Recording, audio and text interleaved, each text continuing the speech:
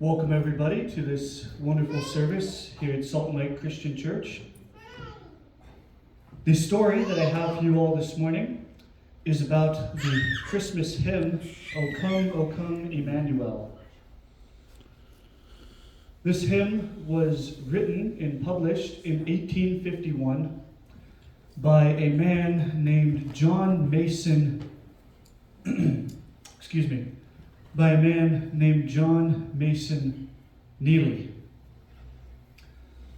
Neely was born in 1818 in England, and his father was an Anglican pastor, a clergyman, so he worked at the church in an upper position, if not the pastor. And so Neely grew up in a Christian environment and going to church. And as a young man, he went and attended Oxford University. And while there studying, he grew to love all things history, but especially church history. And he began to study the early church fathers in in significant depth. And in doing so, he discovered many old hymns that were written in Latin. He was also a poet, award-winning in Oxford College, in Oxford University. And his love for poetry and church history kind of united in his discovery of the old hymns. He rediscovered a group of hymns written in Latin that date back to the 800s. And they weren't actually written down in verse structure as we think of hymns today until the 12th century. However, Neely discovered these hymns and began translating them into English. And one of these old hymns that he discovered was a predecessor to the version of O Come, Emmanuel that we know today. While he was translating these hymns into English, he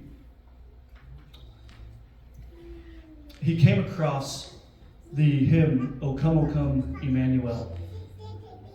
And he wasn't sure exactly how he was going to translate it. His original draft said it was titled Draw Near, Emmanuel. However, he ended up deciding on the O Come as we know today. Throughout his life, he eventually came to be ordained as in the Anglican Church, and he worked in multiple churches throughout his life. However, he was never given his own parish, his own church. However, towards the end of his life, he was put in charge of an institution known as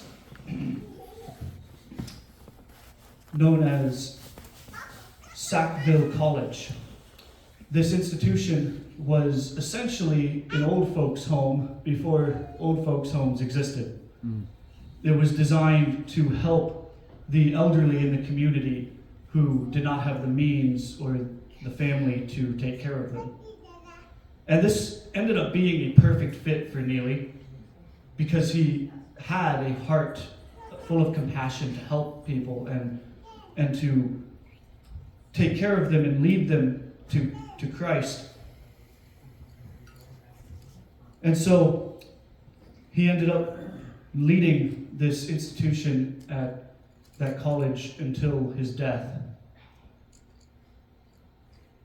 But from his life, we can see not only a man who had a heart to see people come to God and to be taken care of, yet also a man who loved worshiping God and who wanted to share those hymns of worship with his community and his fellow kinsmen.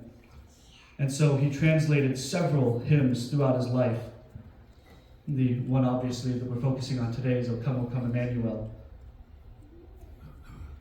And so, from his life, not only as a poet, but also as a man of God, we can see an example to follow ourselves, to try to lead people closer to God and to fellowship with each other in worship of him.